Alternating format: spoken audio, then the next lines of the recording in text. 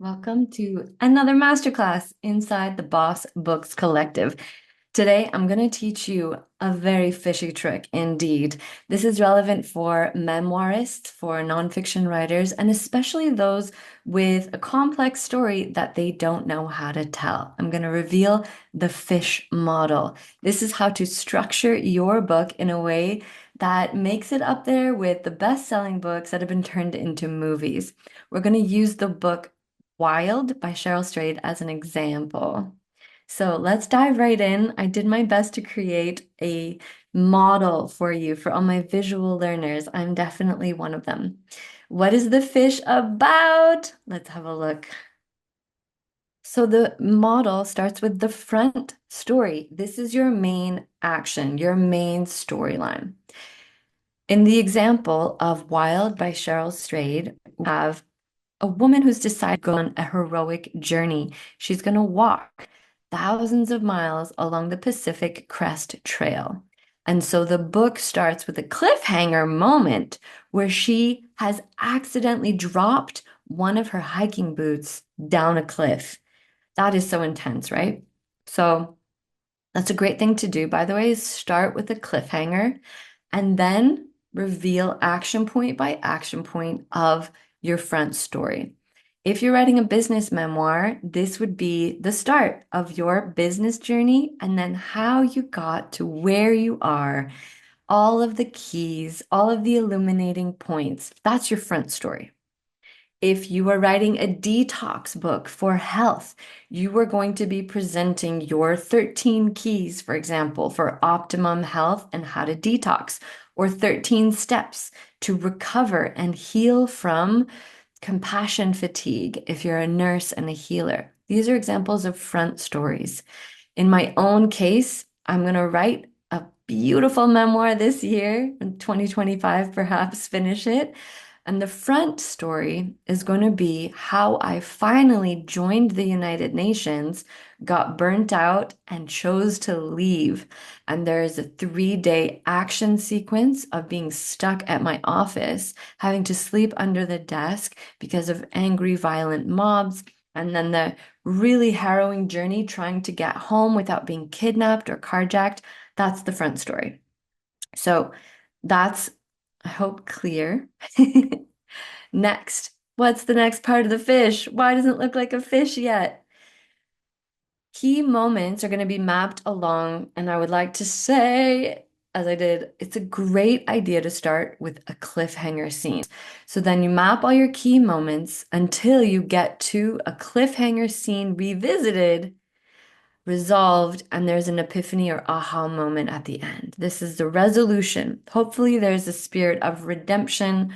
Something becomes clear that wasn't at the beginning. Then we have our backstory, and now you can see it's starting to look like a fish. When people are writing memoirs, it can be tricky to say, how much of my history do I weave in? Where do I weave it in? How does it fit? This is the solution that you've probably been looking for.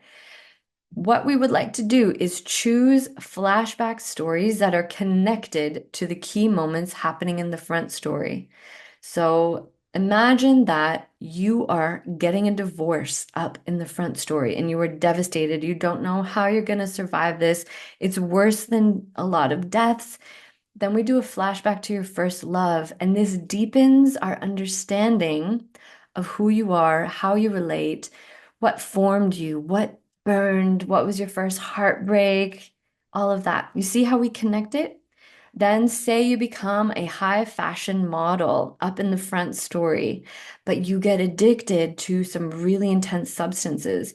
We would flash back to a connected moment where you first played with the danger of partying and substances, right? To show who you are. What this does is it gives the reader depth and it also simultaneously raises the stakes.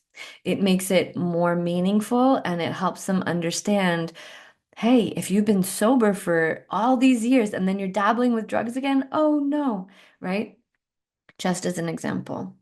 So, in our example of Wild by Cheryl Strayed, we have all these key moments along her hike. So, she's literally plodding along the path of this Pacific crest incredible trail. It's arduous, it's difficult. She's being attacked by wild animals. And then we get flashbacks to her most painful moments around her mother's diagnosis with cancer, losing her mother, feeling like her life bottoms out. And as we progress along the trail, we deepen our understanding of what brought her here. Does that make sense? We get to this epiphany moment and everything comes together. That's why I love this model.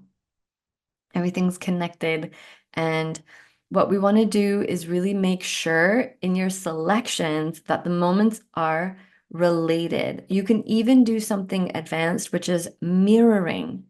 Say that there's a moment where in the front story, you're having a challenge and someone is looking down at you. You pass out and they're like, "Are you okay?" You end the chapter, and in the next chapter, you are looking down at someone else and being like, "Hey, are you okay?" Flashback to a scene where you're the one providing that kind of moment. So you can end a chapter, then go into a flashback and have some visual, thematic, physical links that really help the reader understand. Oh, these are connected. Now, something I encourage you to do before we wrap this up is to ground each start of the scene with a clear understanding within the first two or three sentences of where we are in time and space.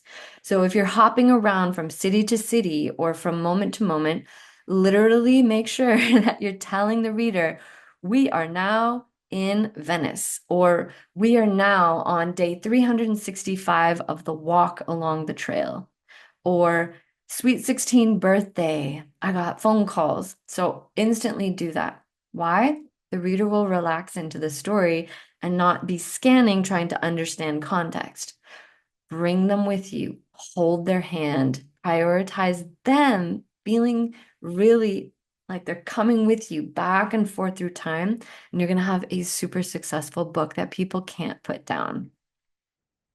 So that's it for now. I'm your book doula, Emily Bauman. If you have any questions, please comment and I will get back to you as soon as I can. Thank you so much for being here, and know that the Boss Books Collective wouldn't be what it is without you.